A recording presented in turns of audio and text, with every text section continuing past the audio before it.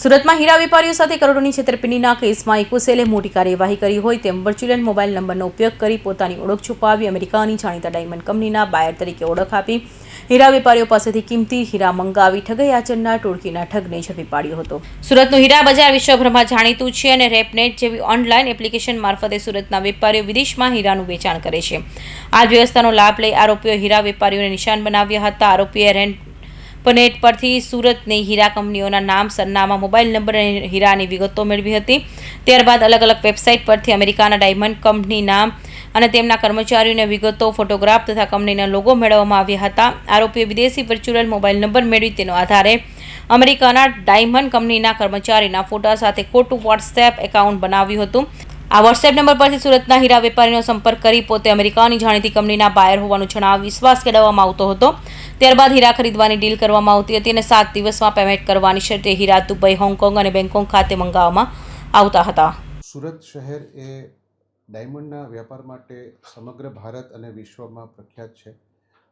એ જ અનુસંધાને સુરતમાં હીરાનો વ્યાપાર કરતા વેપારીઓ પોતે જે હીરાઓ તૈયાર કરેલા છે એ હીરા રેપનેટ નામની એક વેબસાઇટ છે કે જે ઇન્ટરનેશનલ લેવલની છે।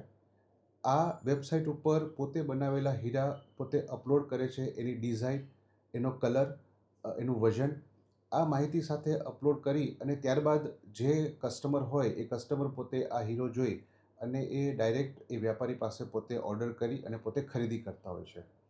આવું જ આ જ પ્રકારની જે પ્રક્રિયા છે એમાં અમુક અસામાજિક તત્વો, ગુનેગારો પોતે આ સાઇટનો દુરુપયોગ કરી અને ઘણા બધા વેપારીઓ સાથે છેતરપિંડી કરતા હોય છે।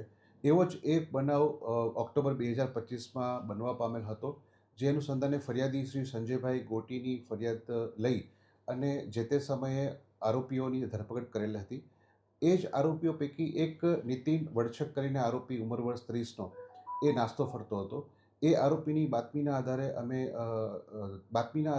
એ સાયબર ક્રાઇમમાં એની ધરપકડ થઈ અને ત્યારબાદ અમે સાયબર ક્રાઇમથી ટ્રાન્સફોર્વર્ડના આધારે અમારા ગુનાના કામે ધરપકડ કરવામાં આવેલ છે। આ આરોપીએ પોતે દુબઈ જઈ અને ગેરકાયદેસર રીતે હીરો ત્યાંથી મેળવી અને અન્ય સહ આરોપીને પોતે પૂરો પાડેલ હતો। એ પ્રકારની એની ભૂમિકા છે।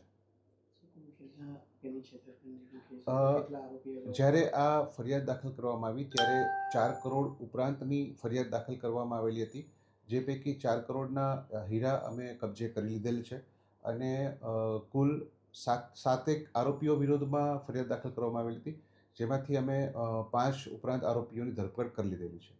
હીરા વિદેશ પહોંચી ગયા બાદ વર્ચ્યુઅલ મોબાઈલ નંબર બંધ કરી દેવામાં આવતા અને વેપારીઓને પેમેન્ટ ચૂકવવામાં આવતું નહોતું।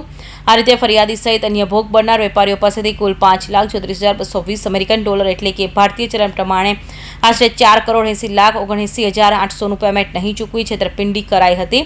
આ મામલે ઇકોસેલ પોલીસ તપાસ હાથ ધરી ટોળકીના મુખ્ય સૂત્રધાર નીતિન કુમાર ઉર્ફે કાનો પ્રભુભાઈ વડછકને ઝડપી પાડી સળિયા પાછળ ઢકલી દીધો હતો। Bureau report, Hind TV news, Surat.